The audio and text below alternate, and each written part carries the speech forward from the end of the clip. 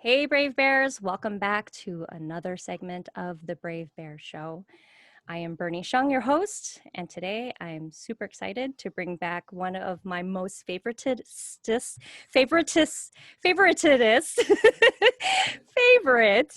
spiritual teachers, marketing coach, and mentor extraordinaire, George Kao. Welcome. Thank you, Bernie. It's such an honor and joy to be here. And I don't usually, am not usually able to hold that title of spiritual teacher. So I'm honored that you threw that in there. You mean not the favoritist? And oh, nor that either. That's honor too.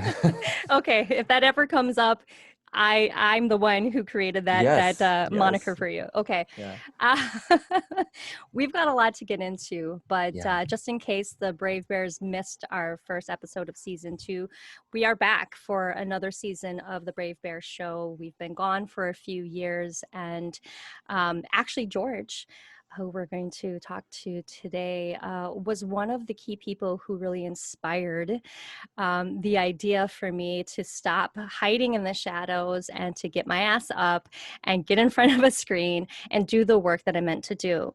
And I've really enjoyed coaching and training you guys over this past decade, but, hiding in the shadows for me was a way to, um, it was self-care, to be honest with you. So season 2 is that rebirth of the Brave Bear community and all the Brave Bear happenings that's going on here. And George Kao is one of the key people I really want you to know if you've missed him in season 1. He's got a lot of knowledge and wisdom to offer you. So with that, we are going to dive into the conversation. So Mm. George, you've been here before, you've introduced yourself before, but I'm sure much has changed in the past few years since we had you on season 1. So why don't Yeah. you go ahead and tell the Brave Bears who you are, what you do, who you serve, and how you're showing up in the world today. Well, I think the biggest change has been that I've got my little brave bear over here on my left. Those of you who are able to see the video, which go and check out the YouTube video for this, you'll see my little dog there. Um, What's your dog's name? Buddy. So, Oh, buddy. Buddy, my brave bear. Yeah,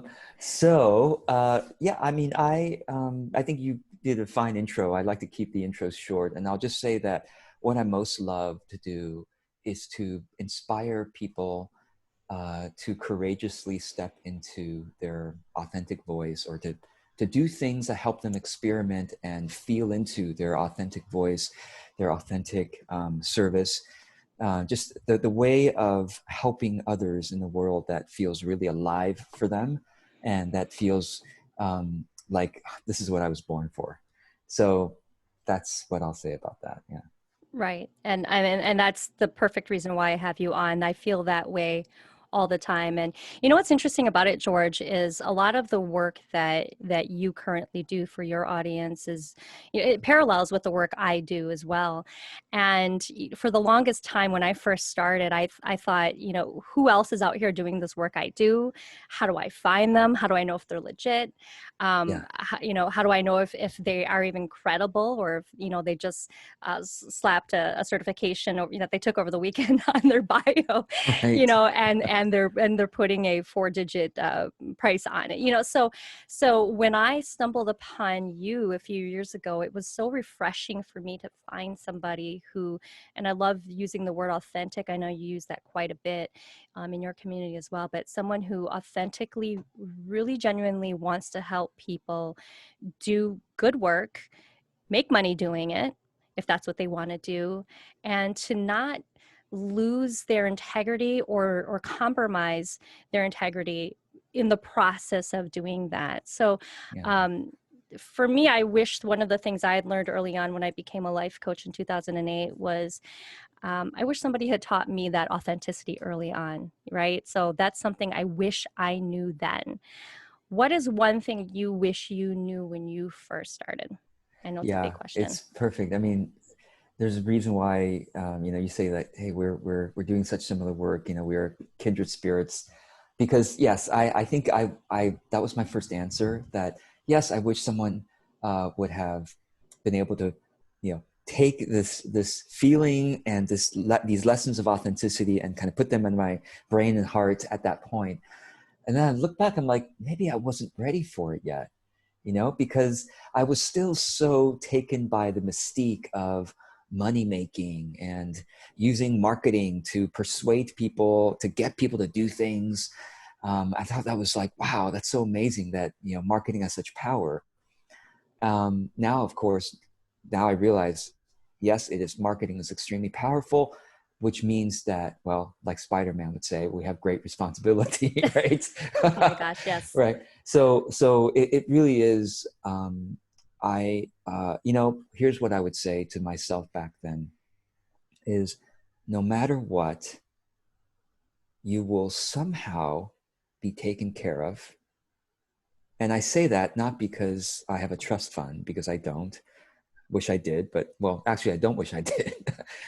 Those people that I know who have a trust fund, there's a lot of struggle with that too. I have to make money myself, but somehow, and everyone listening to this and watching this, you've somehow been able to take care of yourself or been taken care of by others.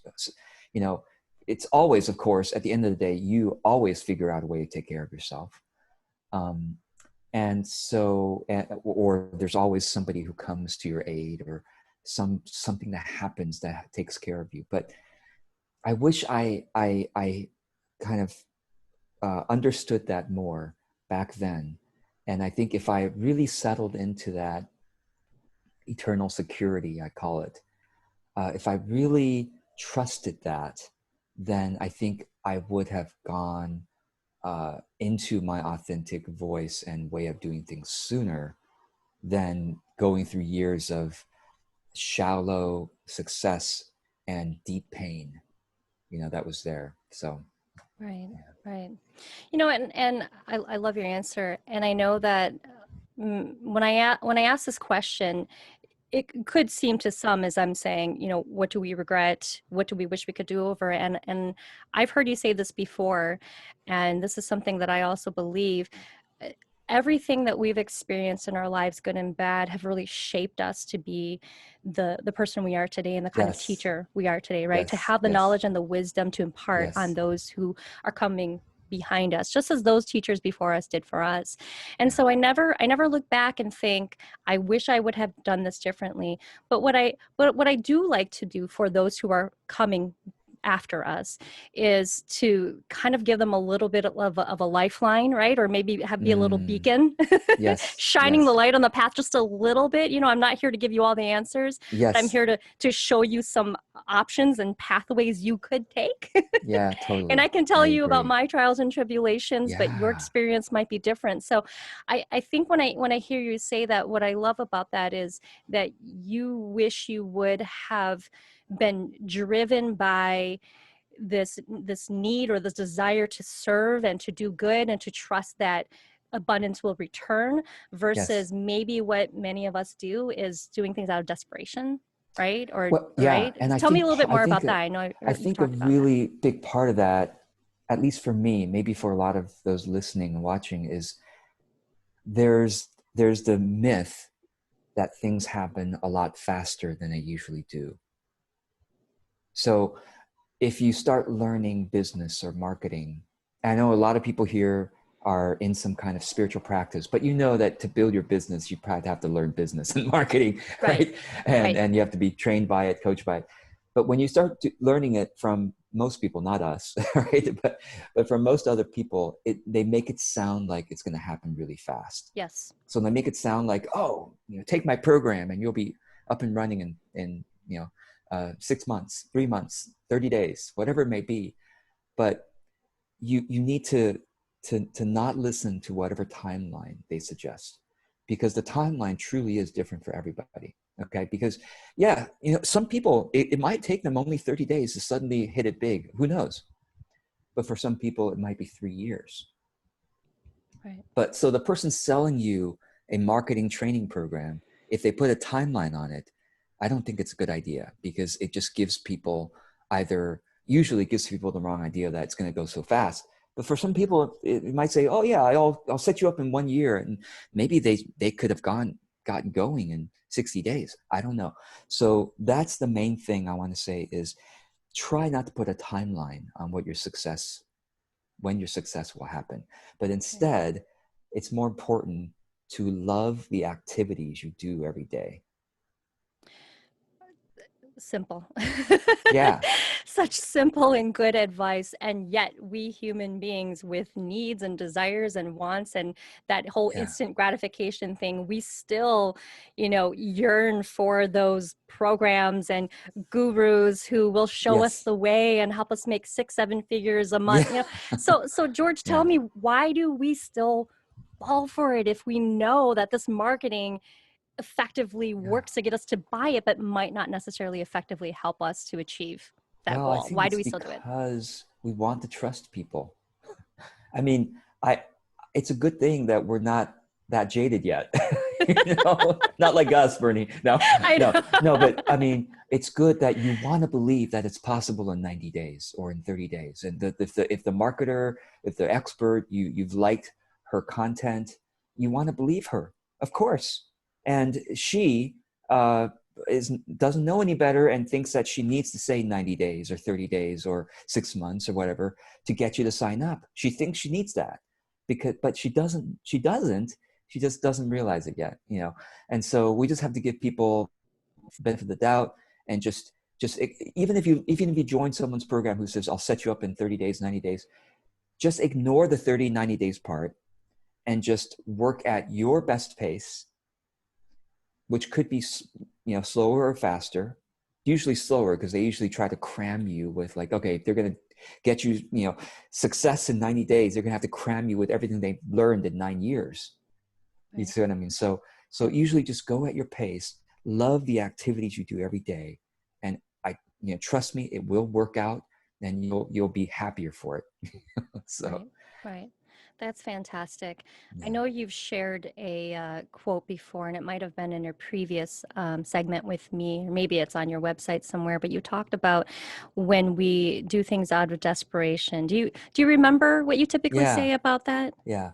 So when you do things out of desperation, the energy you send out, whether you want to call it the energy that's vibrations that are being sent out or that it's embedded in your actions, will attract the people who are desperate also. Oh, that Like is so attracts like. key. So if you're attracting desperate people, you know, they might, some of them might sign up fast, but they're going to also expect the moon and the stars overnight. Right. Right. So, and can And you then, deliver the moons and stars overnight? I mean, yeah, once in a while you can, but most of the time it takes time. right. Right. Right.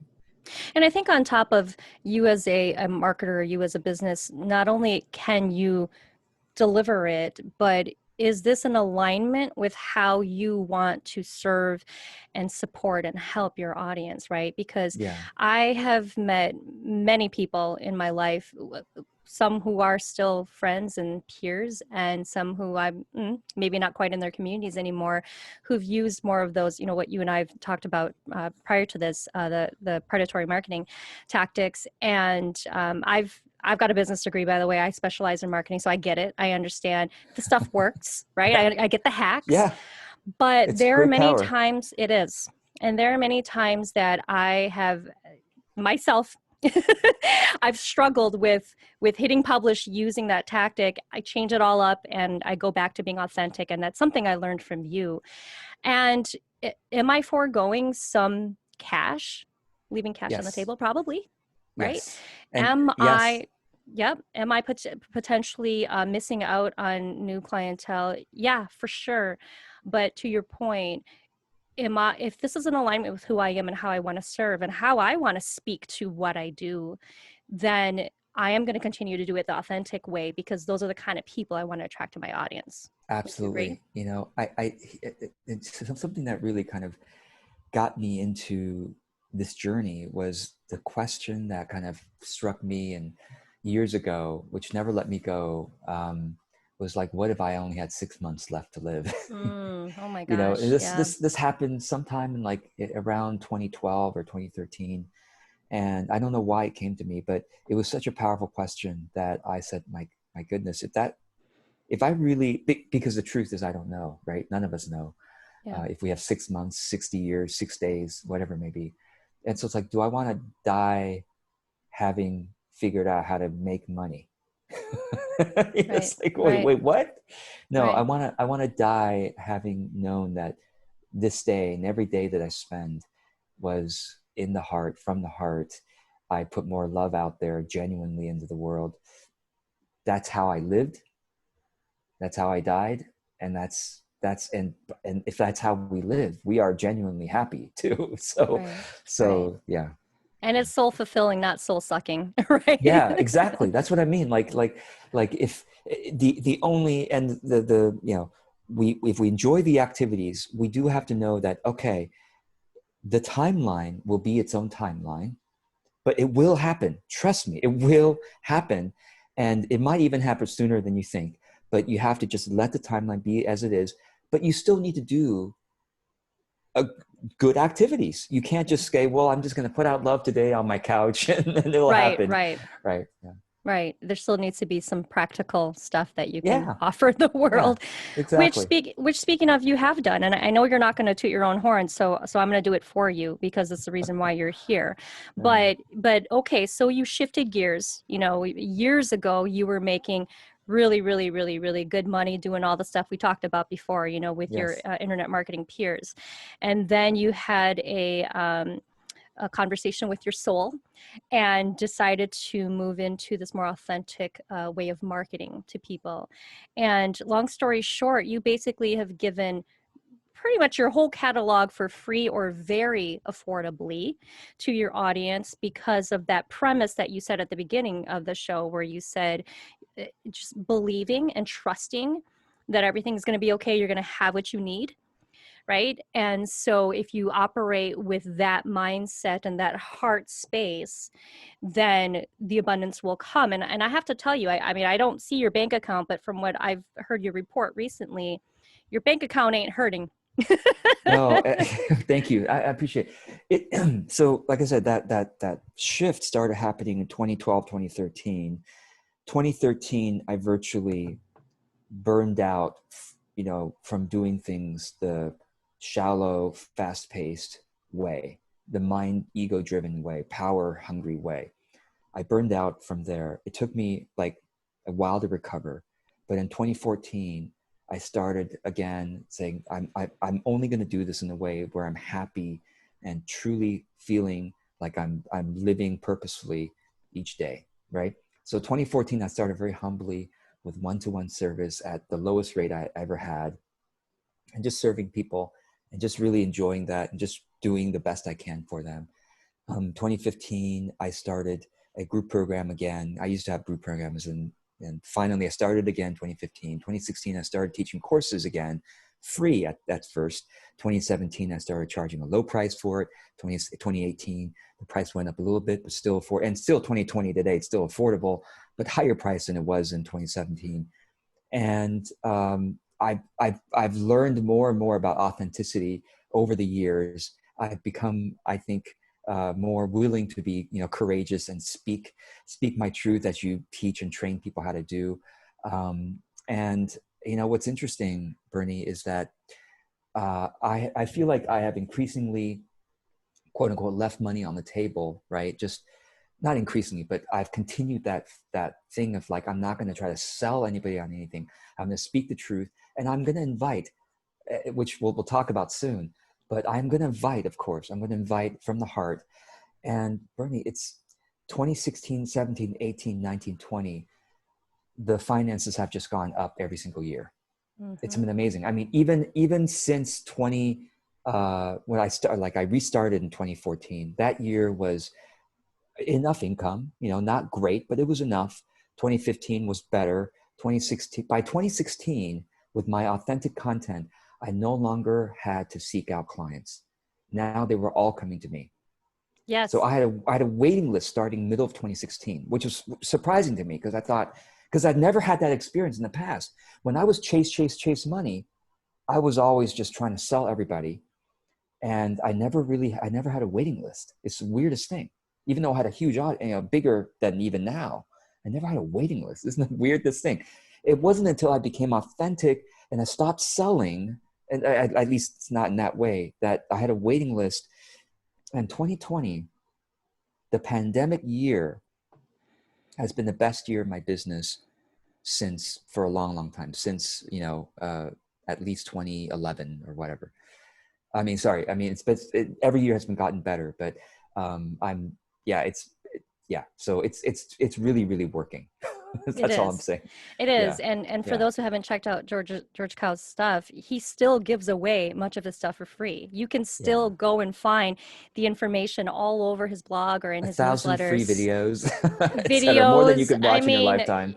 seriously, so much information. And yet, even if you were to pay for his products, they are very affordable, and I've bought quite a few myself, because this is what I love about what you do. You also sell things in bite-sized chunks, right? Yeah. You're not selling Yeah. me that 6-month, 12-month long apprenticeship program of how to become Right. George Cow 2.0, Right. right? Yeah. But you are giving me topical, practical advice through the form of either a workshop live or, Yes. pay for the replay later if I can't make it.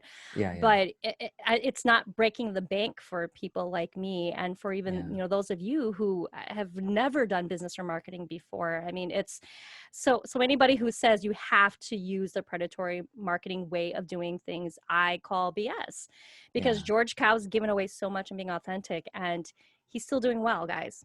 Yeah. So Yeah. So it really does work. And yeah, as long as we um, continually come back to our spiritual practice, everybody here watching, listening, has your own spiritual practice. And I think that we should be doing it during the day, all throughout the day, and not just in the morning and at night. I know some of us have morning meditation practice, and those are wonderful. But it's like, if you come back to a check-in with yourself at least once an hour to say, let me come back to what is true, what I believe is deeply true about life, and what I know is going to be my destiny, what I'm really here to do. If we check in frequently, and then we do the right actions in business from a place of love, it works. It really does mm, work. So, yeah. weaving the spirituality and authenticity throughout the entire day and Yes. throughout everything you do. I love Yeah. that. Yeah. Well, George, I'm excited for this because I have no idea what you're going to offer us today, but what do you have in store for us for the free mini lesson that you're going to share with Okay. us today? Yeah. This is good. So we've talked about the heart. We've talked about the feeling of how we do things, the spirit of it. So let's talk practicality here, right? And we have like 15 minutes. I'm going to try to condense and be concise about it. So I'm gonna share with you three practical sort of ongoing actions that I encourage all of you to take. And if you do these ongoing actions, like I said, with heart and love, it will work out. Okay. The first is, and Bernie, you're not going to be surprised by this, but content creation and distribution. Now, what does that mean for all of you here? It means exploring your life's experiences and the things you've already learned publicly. Okay. So a lot of people, when they hear content, they think, oh my gosh, content is like something I have to do so I can get clients. It's something I have to set people up for the context of why they should buy from me, and then they'll buy from me. That is, yes, it's true. But to me, that's kind of a cynical way of looking at content. A more authentic way is to say, wait a second, can I do content, which is writing or making videos or recording podcasts or being on Instagram? Can I do content first and foremost for me, like for my own growth, for my own exploration? So I call it public journaling. Public journaling. So content for me is primarily first about inner exploration, but doing it, public, as a public journaling exercise.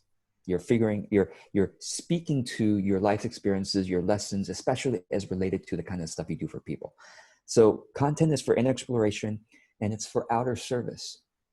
So what I mean is, as you explore your lessons and your aha moments, and the lessons and aha moments of your clients, it's of course going to help other people who are reading this or watching it. Okay. Don't attach yourself to that outcome. just know that no matter what, you're growing and you're getting more creative, you're getting smarter by writing or by making videos or by recording podcasts. Great. All right. And doing it consistently.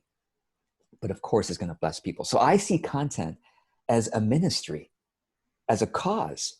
I don't see it as, oh, a marketing task or no, just see it as a ministry. Like, I'm going to bless so many people, some of whom may never buy from me. And I am perfectly okay with that because it's my ministry. And of course, if I do it consistently, I will get better at it. And if I get better at it, of course, more people are going to want to read or watch or listen, right?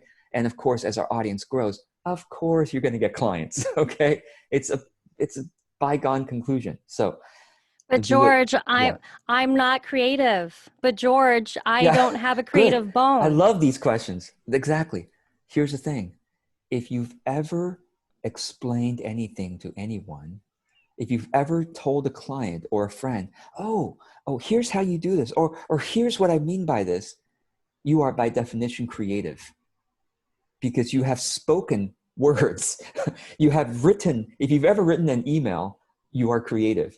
All I'm asking for you to do is, just like you would write an email to a friend to say, let me tell you about this experience I had that has a lesson here embedded that, somehow related to what I do. Okay. Let me tell you about that. That is what you do, except on social media, except on your blog, except on... No big deal, just publicly in front of the whole world to see. Yes, and knowing that your true fans, the people who are meant for you, they don't care whatever mistakes you make and however quirks you show up with. In fact, you don't want to attract everybody. Listen, right? To everybody, you got to listen to this. You don't want to attract anybody and everybody. You want just, imagine this. There's a famous article called 1,000 True Fans. Mm-hmm. I love that one. Mm-hmm. Right? Which is the idea that, God, if you had 1,000 true fans, people who paid attention to your content regularly, you would have a full-time living, no problem. Because if 1,000 true fans on average spent $100 a year with you, then you've $100,000 a year income. These days, you might even need just 100 true fans. For those of you who are practitioners, if you had 100 true fans, right? And on average, they spent, 1,000 a year with you. Yeah, they're clients. 1,000 a year with you, that's quite reasonable as a client. There you go. So you don't need everybody. You just need to show up as yourself, and the true fans, those 100 or 1,000 who are meant for you, will find you, and they will love how you look, how you sound. The mistakes you make will even be interesting and personable to them. You know what I mean? So that's what content creation and distribution is really about.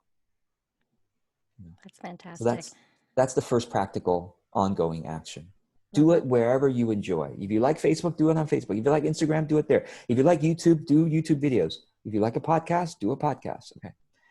Second major sort of ongoing action is a rhythm of offers. Now, what do I mean by this? Is that too many of us, even if we create content, we don't invite our audience on a regular basis to work with us. So your audience sees you share wonderful, heartful wisdom, tips, experiences, stories, but they think you're doing it as a hobby because they just enjoy going to social media and consuming great stories and great tips. You actually have to remind them on a regular basis what your business and your product and your service is. And so please do this at least once a month, if not once every 2 weeks, to make a post on your social media of choice to say, hey, everyone, I love the work that I do with clients. The people I just love to work with are people who are going through this transition in their life, or are going through that struggle, or are trying to reach that goal, or trying to experience this. And what I love doing for them is I love doing this work and that work. And so if this sounds interesting, reach out to me. I'd love to talk with you about whether I can help you with this, or whether we can play together on this and grow together, blah, blah, blah. So however you want to, that's a service. You can invite people to an online course of yours or whatever it may be, or talk about your book, but do have a regular rhythm of offers. And, Bernie, being in my audience, that I have every month, I'm like, hey, I'm excited to be teaching this month as an online course.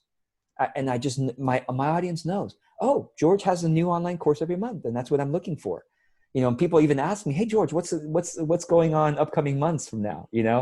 So once you have a rhythm, people will go, oh, got it. So that's how you have this rhythm of invitations and announcements. And now I know what to look for. So please do that. Otherwise, people will just think you're doing content as a hobby, which is great. Content is important because you build your audience, you grow your audience, you nurture that relationship authentically, because you're just sharing what's something you would want to share anyway as a personal growth exercise, but also knowing that it's going to help a lot of people. Right. And also one thing I wanted to add for clarification too, for the Yes. content creation, it doesn't have to be something you're selling. It's just something that you're sharing and offering with the world without asking for something in return. Thank you for clarifying that. All of my content is just, almost all. I mean, sometimes I do mention a course here or there inside the content because it's really relevant, but most of it, at least 90%, I don't mention any product or any service. I just say, this is something my client recently asked me and I wanted to share my thoughts on that. Or I recently had this experience and I thought there's a learning experience for me I want to share with you all, So yeah, content is just pure exploration and ministry. And then, yeah, if it's really relevant to occasionally mention the product or service, do that, as a genuine, like, oh yeah. And if you really want to dive into this is something you should look at. Okay. But the rhythm of offers is also very genuine. And this is important. Like when I sell, I don't like beat around the bush and tons of content, like we're just really cleverly trying to sell you something. No, when I sell, I say, hey, Bernie, I'm teaching a course this month. You want to join me? It's for people who want to learn this or that. Or if I had a service that I really want to promote my one-on-one, it's like, hey, Bernie, I love doing this work. It's for this kind of person. Is that you? Or do you know someone like this? I would love referrals. You can be really upfront and ask your audience for referrals. Yes, you can, because they like you. Why wouldn't they want your business to succeed? Or why wouldn't they want their friend to know, oh yeah, my friend is dealing with this right now. Right. Then you can help her, or you can help him. So rhythm of offers, think of it as inviting your audience to remember what you do and to like, hey, this is something you can be helped by because I love doing this.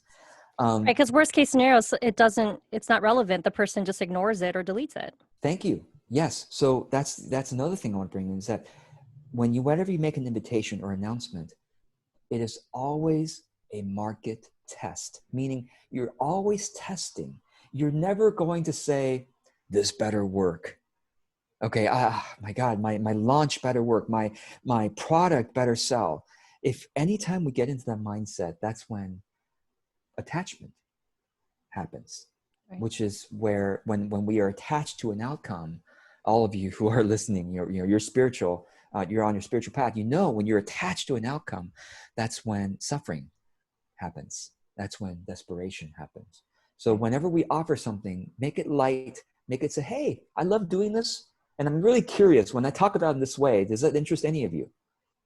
If not, that means I have to talk about it in a different way. Make it an experimental play when you offer something. Make it a game. And we're not trying to convert everybody. We're just trying to find the people who align with what we have to offer and this ask them to be a part of it. Yes, and this is why we need a rhythm, because if you only mention or invite people to your services once every 3 months, you only have one test every 3 months. But if you invite people to your services every 2 weeks, then every year you have 26 experiments. Right. Do you see what I mean? Yeah. So every 2 weeks, right? So please experiment more often, because you'll notice, oh my gosh, every time I offer my service to this type of person, like when I'm focused on my social media posts, when I'm focused, I could serve lots of different types of people. And every time I make an offer, I'm going to focus on one type of person I can serve. Hey, all, do you know somebody who's going through this right now? Because that's one of the things I love working with people on. Try different offers and see which ones take off. Because the ones that take off, you'll do it more often. It's like, oh, every third or fourth time or fifth time, I'll put that one that really took off. I'll use that again. Right. Awesome. Okay, so then the third action I recommend taking regularly is collaboration. Collaborations. It makes work more fun. It makes business more fun. You know, a lot of us are solopreneurs, and being a solopreneur means you don't have a team because you can't afford to pay a team yet, but it doesn't mean you can't play with other solopreneurs. And why not? So look, Bernie and I are playing together here, and we are having an enjoyable conversation that happens to, you know, we would have done this anyway, but it happens to be beneficial to some of you listening to this, hopefully. So do the Oh, for same. sure. Yeah, do the same with other solopreneurs, with other service providers. You know, you're an acupuncturist, you know, do an interview with a naturopath. You are a spiritual life coach, do an interview with another spiritual life coach, because I'm sure you both have obviously you have different life experiences, and you could bring that in. You have maybe slightly different perspectives, or the same perspective, but said in a different way. So do more like interviews like this, or help each other promote each other's services. You know, what's interesting, Bernie, is that, right, people tend to trust us more quickly when we're promoting or advocating for somebody else instead of just tooting our own horn, right? That's right. So That's right. this is why it's easier, Bernie, for you to toot my horn and for me to toot your horn, right? But And he do did that with not pay other. me to do that before, by the way. That was of my own free will. Yeah. Well, so but you can also get into affiliate relationships with other service providers if it feels appropriate to say, hey, Bernie, if I sell your service, do you have any kind of commission thing? You don't have to, but if you happen to have a commissions thing, you know, maybe you pay 10% for every new client who signs up with you through me. If that feels appropriate for me and you to do, then I can do that. But if I say that, if I promote your service, I do need to say, and by the way, I'm an affiliate of Bernie's, and you know, you pay the same price as any other client, but she also gives me a thank you, you know, commission for having referred you. Or, you know, a really cool way of doing it is to say, hey, if you tell Bernie that I signed up, that you're signing up through me, you get a little bit of a discount, and also I get a little commission as well. So that's a cool way of doing that kind of paid collaboration. But the simplest collaboration is unpaid. It's just, hey, let's interview each other for our audiences. Even if your audience is small, even if you're just doing it on your Facebook profile where you have, you know, 100, 200, 300 Facebook friends, post a video there. Say, all right, today I'm going to interview, you know, Bernie, spiritual life coach, business extraordinaire, and, you know, and then you interview me. So that's that idea. Yeah. Right.